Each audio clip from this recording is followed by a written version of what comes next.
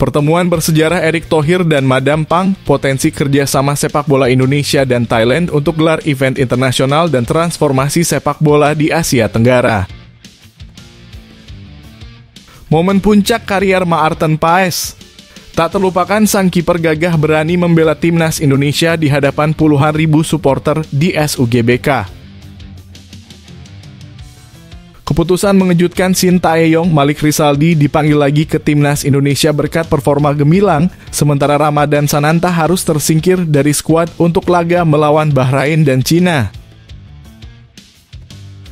Pesan dramatis dari Justin Hubner usai absen dari timnas Indonesia, preman Garuda siap kembali bangkit setelah cedera untuk laga-laga penting melawan Bahrain dan Cina. Kebanggaan PSS Sleman. Hoki Caraka kembali dipanggil timnas Indonesia, siap tunjukkan performa luar biasa dalam laga melawan Bahrain dan Cina di kualifikasi Piala Dunia 2026. Brisbane Roar beri dukungan penuh untuk Rafael Struijk yang dipanggil timnas Indonesia, semoga sukses di kualifikasi Piala Dunia. Sebelum masuk pembahasan, mohon subscribe channel ini agar tidak ketinggalan berita timnas Indonesia. Pertemuan bersejarah Erick Thohir dan Madam Pang, potensi kerjasama sepak bola Indonesia dan Thailand untuk gelar event internasional dan transformasi sepak bola di Asia Tenggara. Ketua Umum PSSI Erick Thohir menggelar pertemuan penting dengan Presiden Asosiasi Sepak Bola Thailand, Nuaphan Lamsam alias Madam Pang, pada Rabu di Jakarta. Pertemuan ini bukan sekadar silaturahmi biasa, melainkan membahas potensi besar bagi kemajuan sepak bola di Asia Tenggara dan kemungkinan kerjasama antara dua negara ini dalam menggelar event internasional. Erick Thohir, yang juga menjabat sebagai Menteri BUMN, mengunggah video pertemuannya dengan Madam Pang melalui akun Instagram pribadinya, menyatakan kegembiraannya bisa berdiskusi langsung dengan tokoh sepak bola terkemuka Thailand itu. Dalam diskusi hangat tersebut, Erick mengungkapkan bahwa pertemuan ini membuka peluang kolaborasi antara PSSI dan FAT untuk kedepannya. Kami berbicara soal perkembangan sepak bola di Asia Tenggara dan juga kemungkinan kerjasama untuk event internasional di masa depan, ujar Erick, menyinggung potensi besar kolaborasi antar federasi sepak bola dua negara besar di kawasan ASEAN ini. Selain membahas potensi kolaborasi, Erick Thohir juga memaparkan transformasi sepak bola Indonesia yang telah dilakukan PSSI, khususnya pasca tragedi Kanjuruhan pada Oktober 2022. Erick menekankan pentingnya kerjasama antara pemerintah, asosiasi, dan FIFA dalam membangun program transformasi demi kemajuan sepak bola Indonesia. Ia menegaskan baik Presiden FIFA Gianni Infantino maupun Presiden Joko Widodo mendukung penuh roadmap dan strategi yang telah disusun oleh PSSI.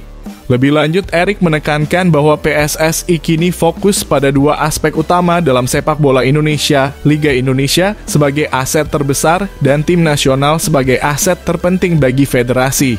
Transformasi di kedua aspek tersebut diharapkan bisa membawa dampak besar bagi kemajuan sepak bola di tanah air.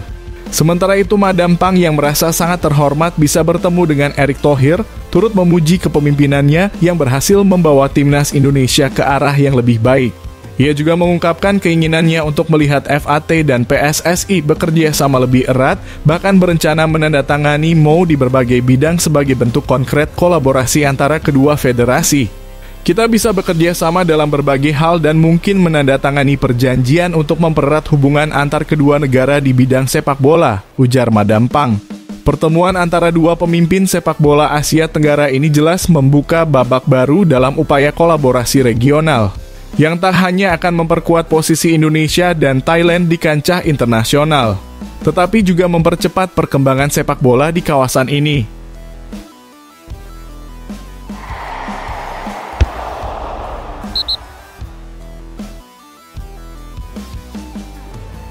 Momen puncak karier Maarten Paes. Tak terlupakan sang kiper gagah berani membela timnas Indonesia di hadapan puluhan ribu supporter di SUGBK. Maarten Paes, kiper berbakat yang kini membela timnas Indonesia, dengan penuh kebanggaan mengungkapkan bahwa dirinya telah mencapai momen puncak kariernya sejauh ini. Baginya, membela timnas Indonesia di depan puluhan ribu pendukung di Stadion Utama Gelora Bung Karno adalah pengalaman yang luar biasa dan tak akan terlupakan. Momen gemilang ini terjadi ketika Paes membantu timnas Indonesia menahan imbang 0-0 melawan Australia dalam laga kedua grup C putaran ketiga kualifikasi Piala Dunia 2026 zona Asia.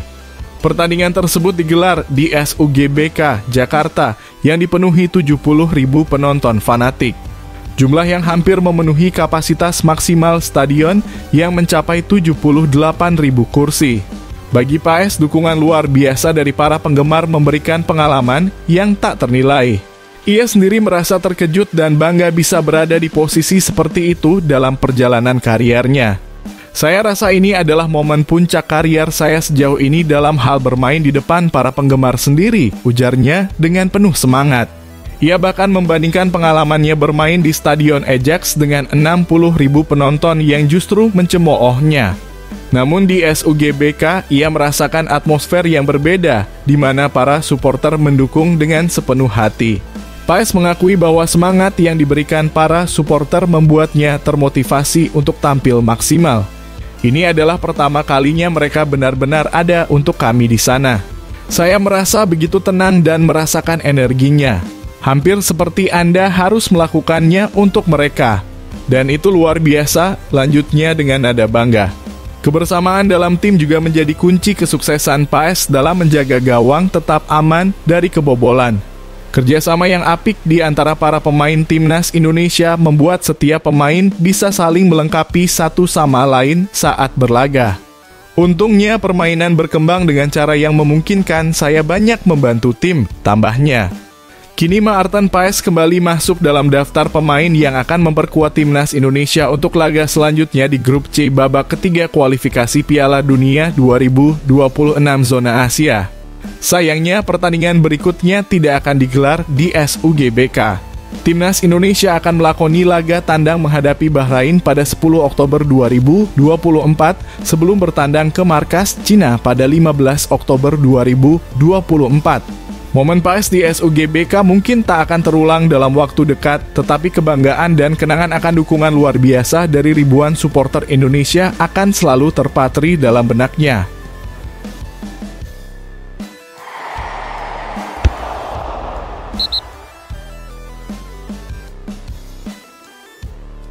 Keputusan mengejutkan Shin Tae-yong, Malik Rizaldi dipanggil lagi ke timnas Indonesia berkat performa gemilang, sementara Ramadan Sananta harus tersingkir dari skuad untuk laga melawan Bahrain dan Cina. Pelatih yang penuh kejutan, Shin Tae-yong kembali membuat gebrakan besar jelang dua laga penting timnas Indonesia melawan Bahrain dan Cina dalam kualifikasi Piala Dunia 2026 zona Asia.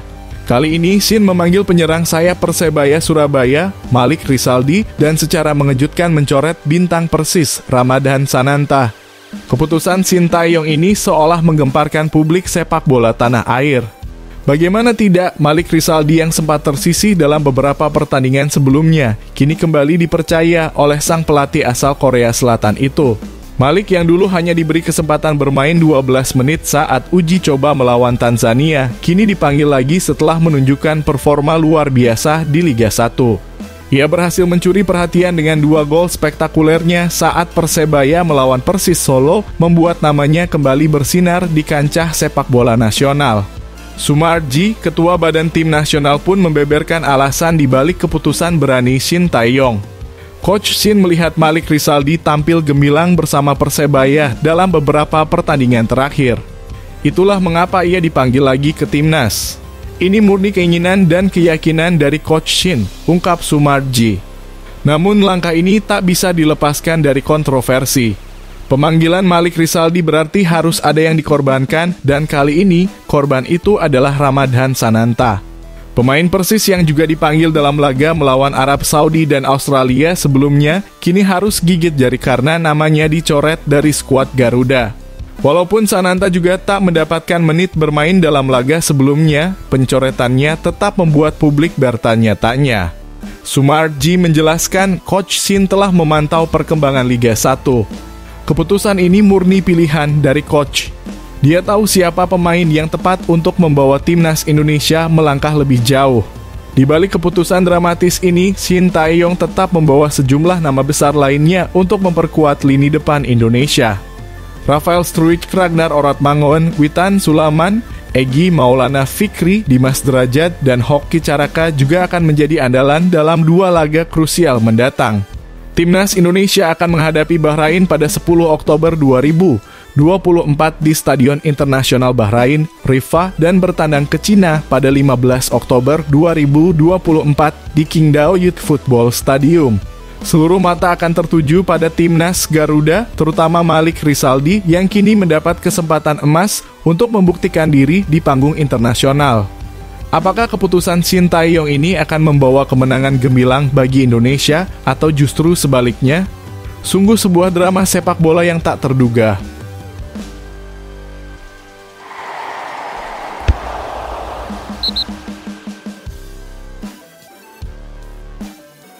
Pesan dramatis dari Justin Hubner usai absen dari Timnas Indonesia, preman Garuda siap kembali bangkit setelah cedera untuk laga-laga penting melawan Bahrain dan Cina. Justin Hubner, bek tangguh yang selalu menjadi andalan Timnas Indonesia, memberikan pesan dramatis usai dipastikan absen dalam 2 laga penting melawan Bahrain dan Cina di kualifikasi Piala Dunia 2026 zona Asia. Menyebut dirinya sebagai preman lapangan, Hubner dengan tegas menyatakan bahwa ia akan segera kembali setelah pulih dari cedera yang memaksanya absen dari skuad.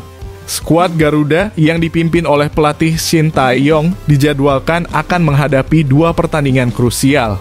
Pada 10 Oktober 2024 mereka akan bertandang ke Stadion Nasional Bahrain dan pada 15 Oktober 2024 akan menantang Cina di Qingdao Youth Football Stadium. Sayangnya dalam daftar 27 pemain yang dipanggil untuk 2 laga ini, nama Justin Hubner tak termasuk karena cedera yang dialaminya. Dalam unggahan terbarunya di Instagram, Hubner dengan penuh emosi membagikan kondisinya yang sedang fokus pada pemulihan cedera. Saya ingin memberitahu Anda bahwa saya tidak akan masuk skuad untuk pertandingan melawan Bahrain dan Cina karena cedera, tulisnya di akun Instagram pribadinya @justinhubner5.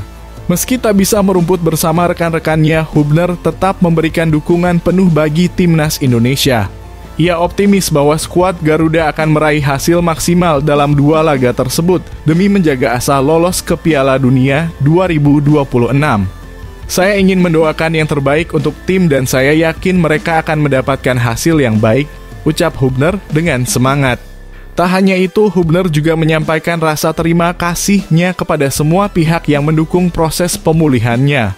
Ia berjanji akan segera kembali ke lapangan membawa aura kartu kuning khasnya yang selalu menjadi ciri permainan keras dan penuh semangat.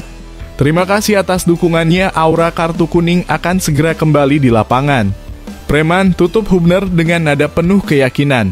Dengan semangat pantang menyerah, para pendukung Timnas Indonesia tentu akan menantikan kembalinya preman Garuda yang siap beraksi dan membantu tim menuju kemenangan.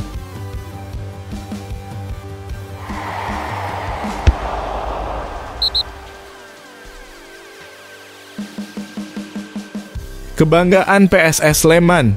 Hoki Caraka kembali dipanggil Timnas Indonesia, siap tunjukkan performa luar biasa dalam laga melawan Bahrain dan Cina di kualifikasi Piala Dunia 2026. Timnas Indonesia tengah bersiap untuk melanjutkan perjuangan mereka di babak ketiga kualifikasi Piala Dunia 2026 zona Asia. 2 laga tandang berat menanti skuad Garuda asuhan Shin Tae-yong, di mana mereka akan menghadapi Bahrain dan Cina masing-masing pada 10 dan 15 Oktober 2024. Duel ini menjadi ujian besar bagi tim Merah Putih mengingat Bahrain dan Cina adalah raksasa Asia dengan peringkat dunia masing-masing 76 dan 91. Dalam daftar 27 pemain pilihan Shin Tae-yong, satu nama yang mencuri perhatian adalah striker muda PSS Sleman, Hoki Caraka. Pemain asal Gunung Kidul ini dipanggil kembali untuk memperkuat lini depan Timnas Indonesia setelah menunjukkan performa menanjak bersama klubnya di Liga 1. Baru-baru ini Hoki berhasil mencetak 2 gol gemilang dalam satu pertandingan melawan Arema FC yang semakin mengukuhkan posisinya sebagai andalan PSS Sleman di sektor serangan. Penampilan cemerlangnya ini membuat manajemen PSS Sleman sangat bangga. Leonard Tupamahu, manajer PSS Sleman, tak bisa menyembunyikan rasa bangganya melihat Hoki kembali dipercaya untuk mengenakan seragam timnas. Kami dari PSS sangat bangga dengan pemanggilan Hoki Caraka ke Timnas Indonesia. Dia berhasil membuktikan bahwa dirinya mampu bersaing dan pantas dipanggil untuk jeda internasional kali ini, ujar Leonard Tupamahu dengan penuh antusias. Pemanggilan Hoki ini menjadi bukti kualitas yang dimiliki pemain berusia 21 tahun tersebut, sekaligus memberikan keuntungan besar bagi PSS Sleman. Leonard berharap pengalaman berharga yang akan diperoleh Hoki di level internasional bersama Timnas Indonesia dapat menjadi modal penting untuk terus meningkatkan performanya di Liga 1 setelah jeda internasional berakhir. Kami berharap Hoki bisa menampilkan penampilan terbaiknya saat membela Timnas Indonesia melawan Bahrain dan Cina. Pengalaman ini akan membuatnya lebih termotivasi dan siap tampil lebih baik lagi ketika kembali bermain di Liga Domestik, tambah Leonard dengan optimisme tinggi.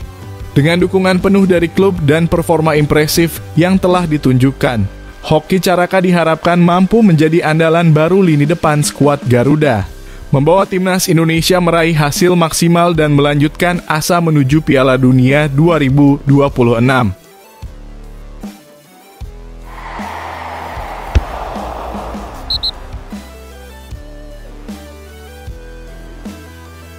Brisbane Roar beri dukungan penuh untuk Rafael Struijk yang dipanggil Timnas Indonesia, semoga sukses di kualifikasi Piala Dunia. Berita gembira datang dari klub Brisbane Roar, yang baru saja mengonfirmasi bahwa penyerang muda mereka, Rafael Struijk, dipanggil oleh Timnas Indonesia untuk laga melawan Bahrain dan Cina di putaran ketiga kualifikasi Piala Dunia 2026 zona Asia.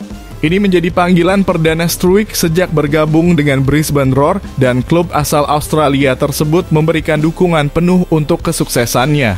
Dalam unggahan di akun Instagram resmi mereka, Brisbane Roar mengucapkan selamat kepada Rafael Struijk atas pemanggilannya ke Timnas Indonesia. Rafael Struijk telah dipanggil oleh Indonesia untuk kualifikasi Piala Dunia FIFA mendatang mereka melawan Bahrain Cina. Semoga sukses Rafa, tulis mereka. Panggilan ini menambah daftar panjang perjalanan internasional Struijk. Sejak 2023, penyerang 21 tahun itu sudah tampil dalam 17 pertandingan bersama Timnas Indonesia Senior. Meskipun belum mencetak gol, Struijk menunjukkan konsistensi dan performa yang solid, terutama di level kelompok usia, di mana dia sudah mencetak gol di Timnas U20 dan U23 Indonesia. Pemain kelahiran Leidschendam, Belanda ini juga dikenal sebagai salah satu andalan Shin Tae-yong di lini depan. Dalam dua laga terakhir Timnas Indonesia di kualifikasi Piala Dunia 2026 zona Asia, Struijk dipercaya sebagai starter dan berhasil memberikan kontribusi dalam hasil imbang melawan Arab Saudi dan Australia. Laga melawan Bahrain pada 10 Oktober 2024 dan Cina pada 15 Oktober 2024 akan menjadi ujian besar bagi Struijk yang kini diharapkan bisa tampil maksimal di level internasional. Dengan dukungan penuh dari Brisbane Roar dan semangat juara yang telah terbukti, langkah Rafael Struijk bersama Timnas Indonesia diyakini akan menjadi momen bersejarah dalam perjalanan karirnya.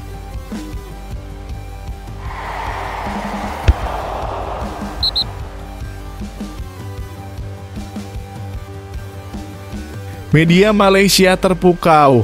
Naturalisasi Mes Hilgers dan Eliano Reijnders, Timnas Indonesia kini diperkuat pemain kelas dunia grade A yang siap mengguncang Asia. Prestasi luar biasa PSSI dalam menaturalisasi dua bintang muda, Mes Hilgers dan Eliano Reijnders, telah mengundang pujian dari media Malaysia. Salah satu media ternama Malaysia, Stadium Astro, tak ragu menyebut bahwa Timnas Indonesia berhasil mendapatkan pemain kelas dunia atau yang mereka sebut sebagai grade A. Keberhasilan ini menjadi sorotan setelah Mes dan Eliano resmi menjadi warga negara Indonesia melalui prosesi sumpah di Brussels, Belgia pada 30 September 2024. Tidak lama setelah resmi menyandang status WNI, kedua pemain ini langsung dipanggil oleh pelatih Shin Tae-yong untuk memperkuat skuad Garuda dalam FIFA Matchday pada Oktober 2024. Timnas Indonesia dijadwalkan akan berhadapan dengan Bahrain pada 10 Oktober dan Cina pada 15 Oktober. Kehadiran dua bintang muda Eropa ini diyakini akan membawa kekuatan baru yang luar biasa bagi timnas Indonesia, terutama di sektor pertahanan dan lini tengah. Stadium Astro bahkan menyatakan bahwa kehadiran Mads Hilgers dan Eliano Reijnders adalah tambahan yang sangat berkelas bagi timnas Indonesia. Dua lagi pemain keturunan Grade A perkuat Indonesia, tulis mereka dengan penuh kekaguman pada Kamis. Pujian ini tentu tidak muncul begitu saja. Mads Hilgers baru-baru ini mencuri perhatian ketika tampil memukau dalam laga Liga Eropa antara Manchester United dan FC Twente. Pemain berusia 23 tahun ini berhasil tampil solid di lini belakang dan menjaga gawang timnya dari kebobolan pada babak kedua. Meski harus berhadapan dengan bintang-bintang seperti Joshua Zirkzee dan Alejandro Garnacho, Mads pun diprediksi akan menjadi tembok pertahanan yang sulit ditembus lawan saat memperkuat timnas Indonesia. Sementara itu, Eliano Reijnders juga tidak kalah mengesankan. Adik kandung dari Tijjani Reijnders ini memiliki fleksibilitas luar biasa, mampu memainkan beberapa posisi dengan sama baiknya. Pemain berusia 23 tahun tersebut diyakini dapat mengisi kekosongan di lini tengah timnas Indonesia, menjadikannya sosok kunci yang sangat dinantikan oleh para penggemar sepak bola Indonesia. Dengan kehadiran Mads Hilgers dan Eliano Reijnders, timnas Indonesia semakin menunjukkan bahwa mereka siap bersaing di level internasional. Pujian dari media Malaysia ini tentu menjadi angin segar bagi skuad Garuda yang kini diperkuat oleh pemain-pemain elite. Kini seluruh mata tertuju pada penampilan perdana mereka bersama timnas Indonesia di laga-laga krusial yang akan datang.